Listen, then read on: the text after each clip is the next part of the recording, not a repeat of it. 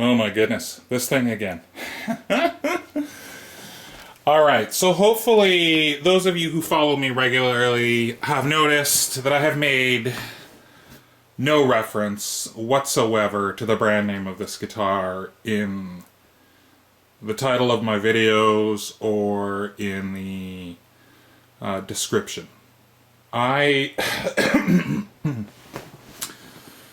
Honestly, I had intended, and still do intend, a very different kind of review for this guitar. And it's not like I'm really necessarily need to keep what I'm up to a secret, but I've now lined up enough people that it's going to happen, which is great. And what I've done is I've lined up a number of guitar players who are all just going to get to play this guitar. They've been offered to play it either at their own house with their own gear or over here with my gear. So some of them are going to be bringing their own stuff to try it with. Some of them are going to be just trying it with my gear. And I think I might be going over to one guy's studio with it. And so I'm hoping to line up as many people as possible to try it out and just give me their objective point of view. Some of the guys I contacted don't have a clue who Rob Chapman is. Some of them do. Some of them, you know what I'm saying? So what I'm hoping to get is a broad spectrum of opinions about this particular guitar. And I thought, since what happened to me, because honestly I expected this guitar, I really did. I expected it to come to me playing better than it did. And it did not play well when it came to me. And still isn't all the way there in terms of its setup. So this morning, I've had, and I wasn't even going to film any of this part, and then I thought, oh, you know what, this is actually part of an interest, this part of the process is interesting. So I've been just reading over their quality control, please read. Right, so everybody who buys one of these guitars shows you this little sheet.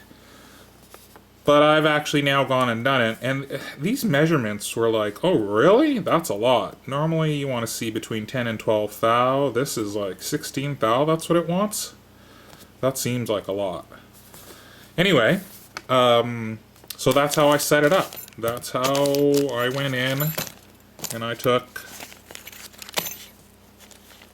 and their instructions, I have to say, Even I had to read this. Maybe I'm an idiot, but I had to reread and question myself their instructions a couple of times. It seems like they're taking a long way around to explain it. So looking from the headstock to the bridge, meaning looking this way, right?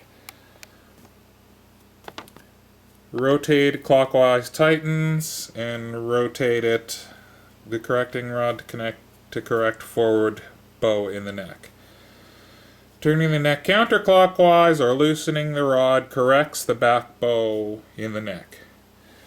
So these two, like, I'm an amateur guitar repair person, and this, like, I had to reread this a couple times. And the thing that struck me was, if you don't have a clue how guitars work, or like, what are you going to do with that? Like, you're going to read that and that's not going to make any sense to you at all. So if it was me,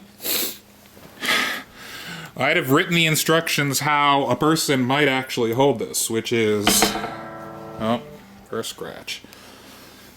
I'd have written the instructions from the perspective of how a person might actually hold this, which is with the headstock pointing away from you, right? And even now I'm having to think in my head, okay, what did I do? Anyway, to put, the neck was too straight. I had to pull it this way to put the relief in. That's what I ended up having to do. So I would say, if you're looking at the headstock and you want to put relief into the neck, twist to the left. If you want to take relief out of the neck, twist to the right. Like, that would have been way simpler. Something to that effect. Okay, so you can see the most common one I use there is 12. But I went and I found... Like, and what if you don't have feeler gauges? So they tell you about the thickness of a G-string. Okay. That's not too bad. I'll have to measure. I'll have to measure one. But anyway. So, I can't... I don't know if I can film this. There you go, use the tripod, dummy. Okay, so... I'm pinched here. And then I'm going into... Should I? This is hard to look at this neck without any fret markers on the top. To count from here. So 5, 6, 7, 8. Here. Are you focused, you dirty... Oh, there we go. 16. Perfect. Alright. So, to give these guys the benefit of playing a guitar that's been set up, I'm going to make it a bit more comfortable to play. So I've just put a bit of tape around the fingerboard and the headstock here. And I'm just going to ease the edge of this a bit. So you can see I've rounded this over significantly. See where that catches? Super sharp. And here now, nice. Smooth. Nice and smooth now. But that's sharp as fuck. So what I'm hoping to do is give these guys the benefit of guitar that's been set up, so that they can give their opinion on the guitar and not something that's easily something you can correct. So if you're going to do this at home, just tape up around everything. You don't even need to take your strings off. In fact, it's better if you don't, because then you have a gauge of kind of where everything is. And then just grab some 400 or pretty much go to town just like this. And I like to carry this bevel all the way through the nut, because then it feels natural. And there's lots of room for it.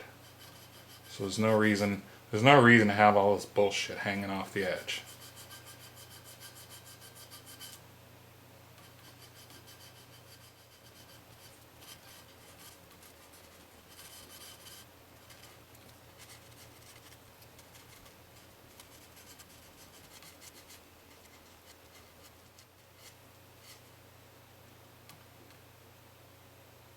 There we go.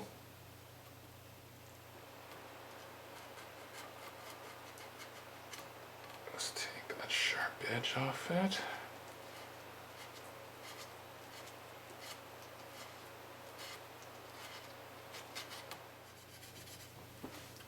Oh yeah, buddy. There we go. No more.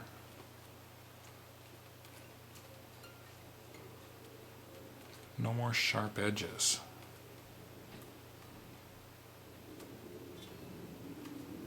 Yeah, that's perfect. And all it takes is just a little piece of this. A whole piece of 400 grit sandpaper. And just get a nice smooth transition. You can feel it. It's not sharp anymore. And then just pull off your tape.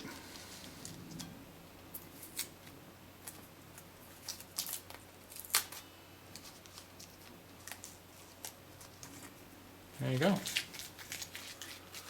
Sorted. Oh yeah, buddy. That's much better already. So I think now with some of these little setup problems fixed, and particularly this is just like, I don't know. Maybe I'm just such a bad player, my hands shouldn't be up around here, who knows, but that felt terrible. And every guitar that I do, I round them over nice like that, so that they feel nice. No matter where you grab the guitar, it feels nice. So that's kind of what I'm hoping. I'm hoping that the guitar will feel nice and well set up, and then, you know, the opinions can come from everything else. Right? We'll tune it up, we'll let them play it and see what they think of it like that.